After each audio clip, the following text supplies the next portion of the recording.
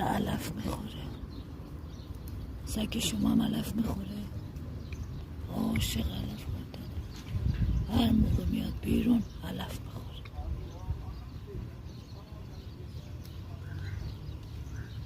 این گوسفند منه، گوسفند من.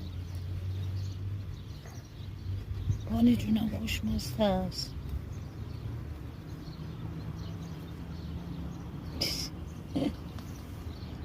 جون من. بانی هم بدون گوشت گرونه. پناه آورده به علف خواری.